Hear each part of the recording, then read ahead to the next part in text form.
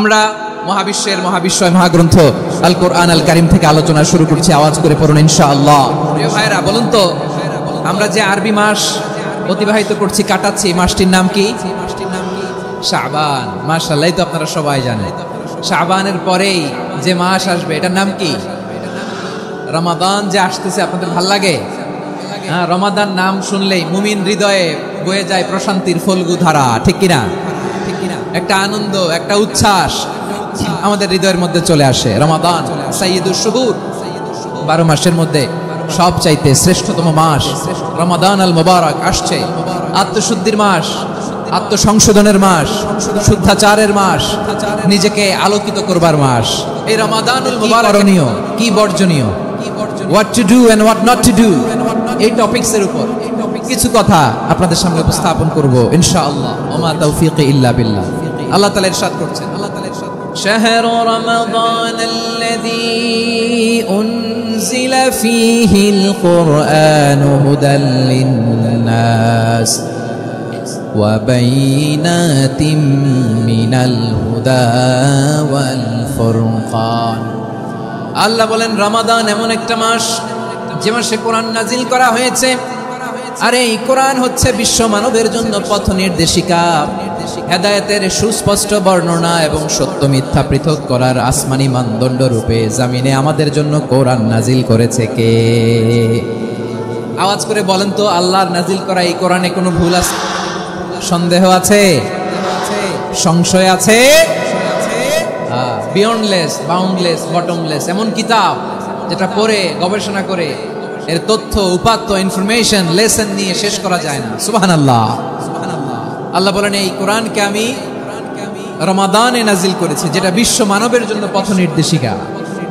এতে আছে হেদায়েতের সুস্পষ্ট বর্ণনা আর সত্য মিথ্যা পার্থক্য করার মানদণ্ড, কোনটা সত্য কোনটা মিথ্যা এটা কোরআন দিয়ে ডিফারেন্সিয়েট করা যায়। কোরআন হচ্ছে ফুরকান, to differentiate between right and wrong. কোনটা সত্য, কোনটা মিথ্যা, কোনটা ভুল, কোনটা নির্ভুল, এটা কোরআন দিয়ে যাচাই করা যায়। চিল্লায় বলেন ঠিক কিনা?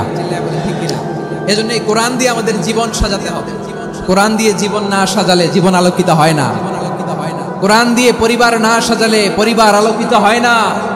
কোরআন দিয়ে সমাজ না সাজালে সমাজটা শান্তিময় হয় না। শুধু দুর্নীতি দমন কমিশন দিয়ে দুর্নীতি বন্ধ করা যায় না। কোরআনের আইন বাস্তবায়ন করা ছাড়া এই সমাজ থেকে দুর্নীতি বন্ধ করা যাবে না। চিল্লায় বলো ঠিক কিনা? আমার প্রিয় ভাইরা, এই কোরআন নাজিল হয়েছে রমাদান আল মুবারক, এই বরকতময় মাসে। তাই আমাদের উচিত আসন্ন যে রমাদান আল মুবারক, এই রমাদানে কোরআনের সাথে নিজেদের সম্পর্ককে বাড়ানো। আপনি কি জানেন কোরআন নিয়ে কোন ফেরেশতা পৃথিবীতে এসেছিল? জানেন ফেরেশতার নাম কি বলেন তো? জিবরিল আলাইহিস সালাম। জিবরিল কোরআন নিয়ে এসেছেন, ফলে উনি হয়েছেন শ্রেষ্ঠ ফেরেশতা। বিশ্ব নবীর উপর কোরআন নাজিল হয়েছে, তাই তিনি হয়েছেন শ্রেষ্ঠ নবী।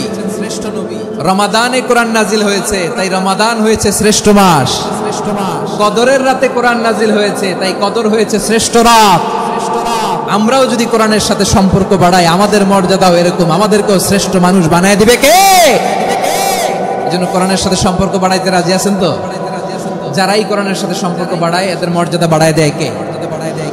শাবান রজব মাস আসলে সাহাবারা কি করতেন আসুন আমরা দেখি, কিভাবে তারা রমাদানকে ওয়েলকাম জানাতেন। রজব শাবান আসলেই ওনারা রমাদান পর্যন্ত পৌঁছার আকুতি, আগ্রহ আর ফরিয়াদ আল্লাহর কাছে জানাতেন আর বলতেন, ইয়া আল্লাহ, রমজান পর্যন্ত আমাদের হায়াত বাড়িয়ে দাও। আল্লাহুম্মা বাল্লিগনা রমাদান, আল্লাহ তুমি রমজান পর্যন্ত আমাদের পৌঁছে দাও। আল্লাহুম্মা বারিক লানা ফি রজব ওয়া শাবান ওয়া বাল্লিগনা রমাদান, আল্লাহ রজব শাবানে বরকত দাও, আল্লাহ রমজান পর্যন্ত তুমি আমাদেরকে পৌঁছে দাও। আওয়াজ করে পড়েন আমিন।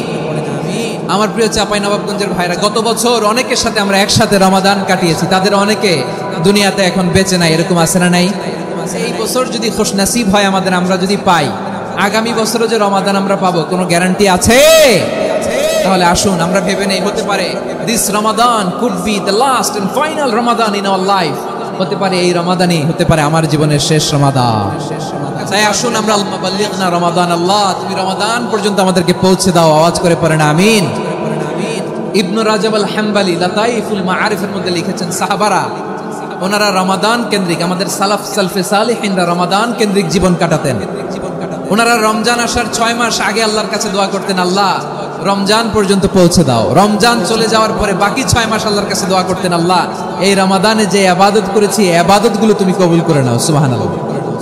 তাহলে পুরো বছর রমাদান কেন্দ্রিক জীবন। রমজান আসার আগে 6 মাস দোয়া করতো, আল্লাহ আমরা যেন রমজান পাই।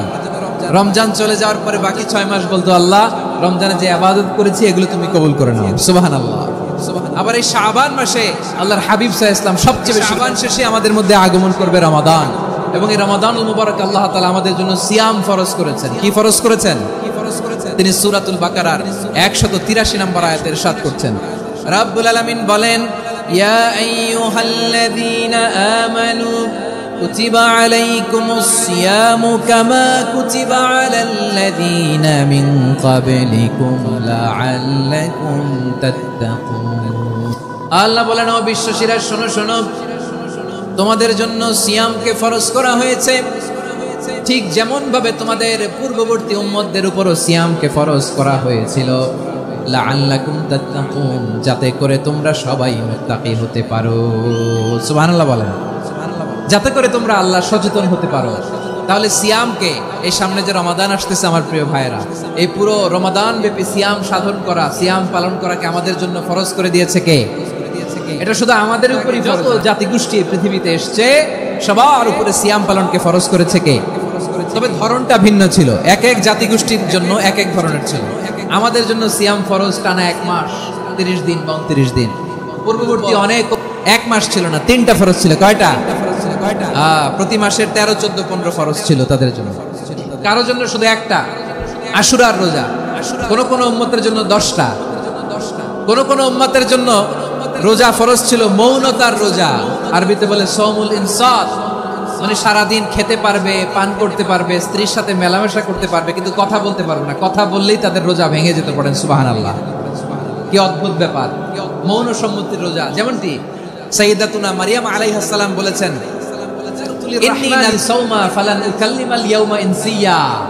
তিনি বলেছেন, আজকে আমি রহমানের জন্য, মানে আল্লাহর জন্য রোজা মানত করেছি, আজকে আমি কারোর সাথে কথা বলতে পারবো না। তো রোজা রাখলে কথা বলতে পারবে না কেন? কারণ ওই শরীয়তে রোজার বিধান ছিল সকাল থেকে সন্ধ্যা খেতে পারবেন, পান করতে পারবেন, কিন্তু কথা বলতে পারবেন না। কথা বললেই রোজা ভেঙে যেত। সুবহানাল্লাহ বলেন। তাহলে সব জাতিগোষ্ঠীর উপরে রোজা ফরজ ছিল, কিন্তু ধরনটা ভিন্ন ছিল।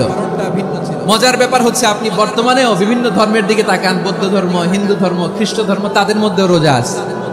ইংরেজরা, খ্রিস্টানরা এটাকে বলে ফাস্টিং। কি বলে? ফাস্টিং। আমাদের হিন্দু ভাইয়েরা বলে উপবাস। তারা কি বলে? উপবাস। আবার এখন আন্দোলনেরও একটা মাধ্যম হয়েছে এটা, না খেয়ে থাকা। এটারে বলে অনশন। এটারে কি বলে? অনশন ধর্মঘট। মানে আমাদের দাবি না মানলে আমরা খাবো না, রোজা রাখলাম। বিজ্ঞান এটার একটা নাম দিয়েছে না খেয়ে থাকাকে, অটোফিজি। কি বলে? অটোফিজি। জাপানের এক চিকিৎসা বিজ্ঞানী এই অটোফিজির উপর গবেষণা করে সে নোবেল পেয়েছে।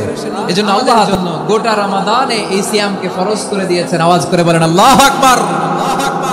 রাব্বুল আলামিন বলেন, ইয়া আইয়ুহাল্লাযীনা আমানু কুতিবা আলাইকুমুস সিয়াম, সিয়ামকে তোমাদের উপরে ফরজ করা হয়েছে, কামা কুতিবা আলাল্লাযীনা মিন ক্বাবলিকুম, যেমনি তোমাদের পূর্ববর্তীদের উপর রোজা ফরজ করা হয়েছিল, লাআল্লাকুম তাত্তাকুন, যাতে করে তোমরা আল্লাহ সচেতন হতে পারো, যাতে করে তোমরা মুত্তাকি হতে পারো। লাআল্লাকুম তাত্তাকুন, যাতে করে আমরা আল্লাহ সচেতন হতে পারি, আল্লাহ কনসিয়াসনেস আমাদের মধ্যে গ্রো করে। এটা হচ্ছে রোজার প্রাইম অবজেক্টিভ।